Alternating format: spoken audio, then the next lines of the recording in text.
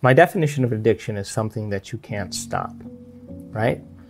And most people who struggle from addictions are trying to regulate and alter their internal state. Now, you and I have been hypnotized and conditioned into believing that change happens outside of us. People are looking for something outside of them to change their internal state. It's kind of a Newtonian principle.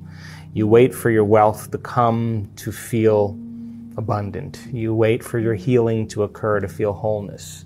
You wait for your success to show up so you feel empowered. You wait for your new relationship to show up to feel love. You're waiting for the event outside of you to happen to change how you feel inside of you. That's cause and effect. And we're conditioned based on consumerism and marketing and programming that that's the way it works. To get something to relieve yourself. And the problem with that is that people begin to confuse true happiness with pleasure, and they're not the same thing. So people who have addictions like that typically have had some very difficult past experiences that have branded them emotionally, and they just don't know how to change. They just don't know. And they're just looking for some relief inside of them so that they can make that feeling go away. So we can become distracted by our external environment for a period of time, But then when you realize that the sports car or the new wardrobe or the vacation or the whatever people do to try to make the feeling go away, the novelty of that thing outside of us wears off because we're trying to re-identify with our environment.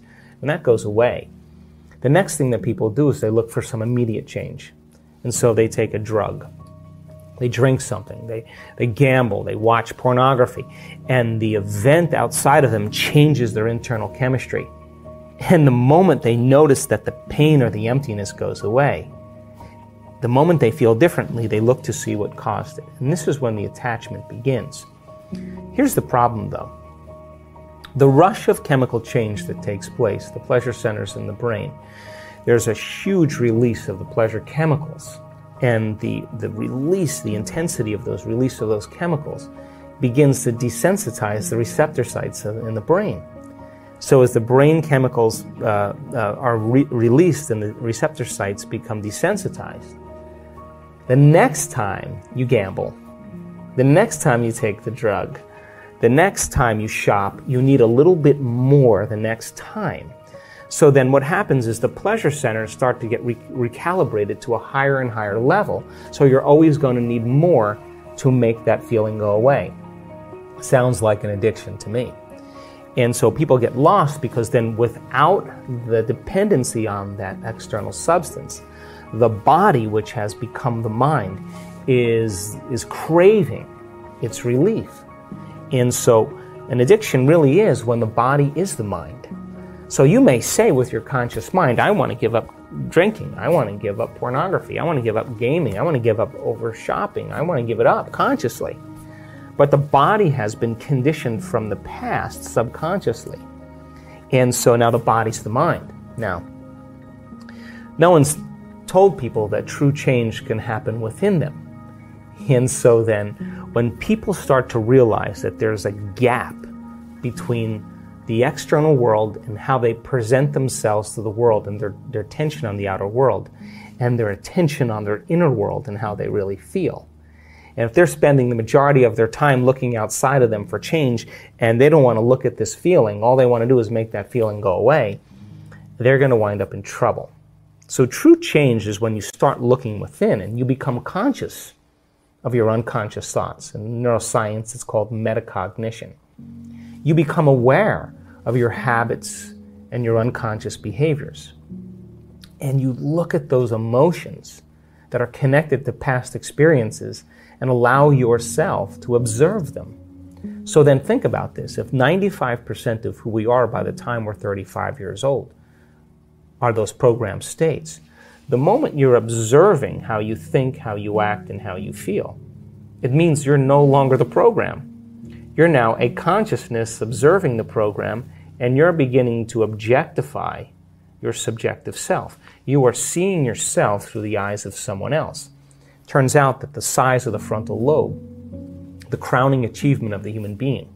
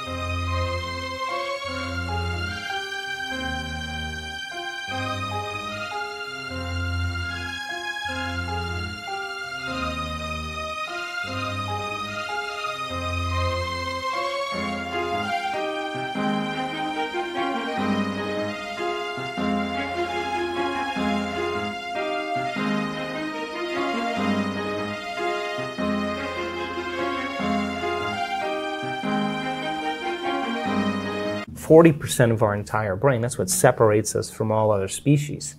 It's the boss, it's the CEO, it's the conscience, it's the creative center. It's what speculates possibilities, it's what learns from its mistakes, it's what has intention, attention. It regulates and controls behaviors and emotional reactions. When your forebrain begins to turn on, when that begins to happen, you are now beginning to become the executive in your life. You're starting to gain more control over your life. If you're living primarily as the body-mind, then the hindbrain is looking for some chemical relief. So by the mere fact that you can begin to observe who you're being, means you could modify who you are to do a better job in life. It's difficult because we're breaking out of a biological mold. It's difficult because most people don't know that they have within their reach all the tools to do it. I can tell you that there is a strong majority of people who are still taking the placebo, who are still making their changes. Because we know that, like in a Parkinson's study, you give Parkinson's patients a placebo and more than 50% of them, their intention tremors go away. But if you take those people after they're making 200 times the amount of dopamine by getting a saline injection or an injection of distilled water, they're making their own dopamine, and Parkinson's is a deficiency in dopamine. When they return back to their life, and they see their caregiver and they play chess with their friends and they see their wife or sleep in the same bed or whatever it is, their personal reality is creating their personality, reminding them who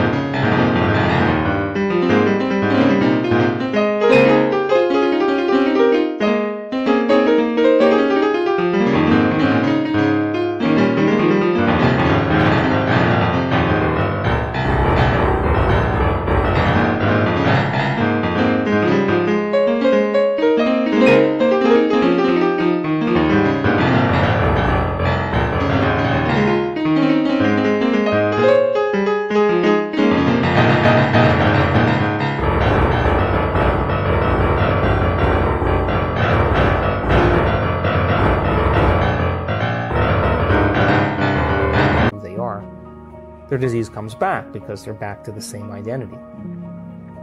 So we know then... coming out of drug rehab and going right back into their environment. Exactly, and that's how strong the environment is. So our students who continue to do the work are still sustaining and producing more changes.